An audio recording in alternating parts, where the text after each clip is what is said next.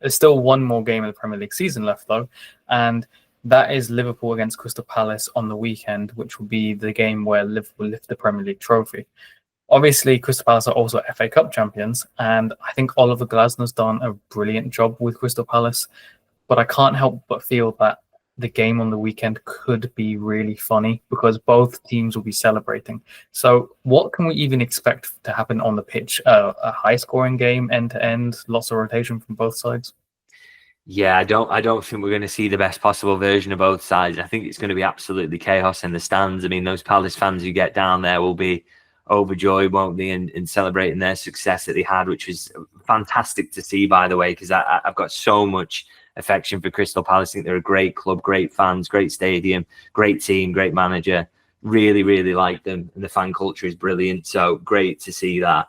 And other clubs winning these trophies is good as well. I think it's good for English football, and I'd say that about Newcastle as well, despite the fact that they defeated Liverpool in the League Cup. You do want this kind of threat from all clubs, really. So, yeah, I think it's going to be one big celebration, really. And in terms of what's on the pitch, it's very, very hard to predict. I mean, I had a friend who backed 3-3 in the game last night, so he had a good idea that was, and maybe we're going to see something kind of similar to that. Two teams who are not maybe throwing their bodies on the line to stop goals and are just kind of playing open football and having a crack at each other. We'll have to see. But I think regardless of the scoreline, no matter which way it goes, I think both sets of fans are going to enjoy every minute of it, really. And and then obviously what happens after the final whistle for Liverpool fans is going to be truly special.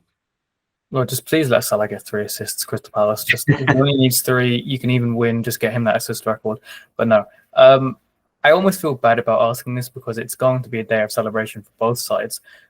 But would you be keeping a special eye on Adam Wharton if he plays? Because, potentially an Anfield audition for him?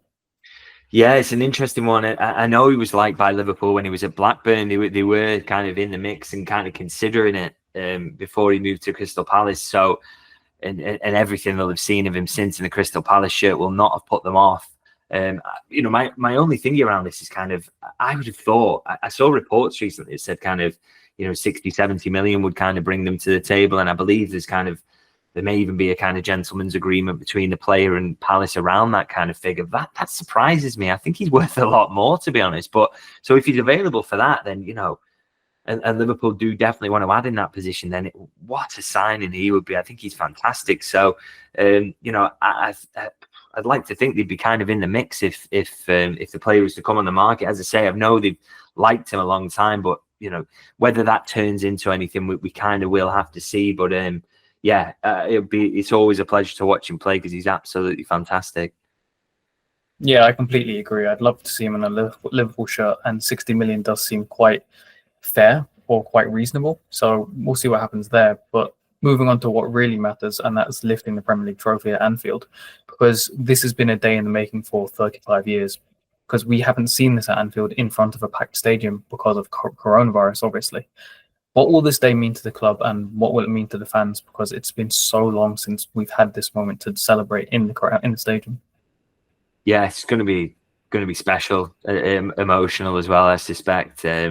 It's just kind of weird because it's literally has been 35 years for a lot of people of dreaming of this moment, really. And I know personally, I thought about it a lot. Would it be like walking up to Anfield on that sunny day and knowing that this is going to come and they're going to lift the title and the trophy's going up, everyone's going to be there in party mode and enjoying it. And yeah, it's kind of mad that it's actually finally happening now. And I think there's going to be a few tears shed in the stands but a lot of partying and enjoying it, and everybody should soak it up because they've had so many near misses. Missing out by a point. Missing out to Manchester United a few years back, missing out to City so many times. So many years where they've gone close and finished second, and you just think you kind of felt like it was never going to come at one point, and then obviously it did come, and then it was awful because of COVID, and now finally. And you lose Jurgen Klopp, and you just think the City juggernaut's going to keep rolling. Arsenal are there again. Liverpool are resetting under a new manager. I just did not think it was going to be this year, and now it's here, and and Liverpool, it's been brilliant as well because you've had 4 games to kind of soak it up, and you saw the away end at Brighton last night. It's just superb, but the real cherry on the cake is going to be Sunday, isn't it? And it makes it even better that Palace are going to be there, FA Cup winners, Community Shield kind of preview, and so the entire stadium is just going to be fully joyous, and I just can't wait to get in there really and see it, and I hope the weather's good again because that always helps. And and then it's about after get the work done and then get out and see mates and friends and stuff who been on this journey as well, who've been waiting for this for 3 decades. So it's going to be absolutely special, and I just can't wait.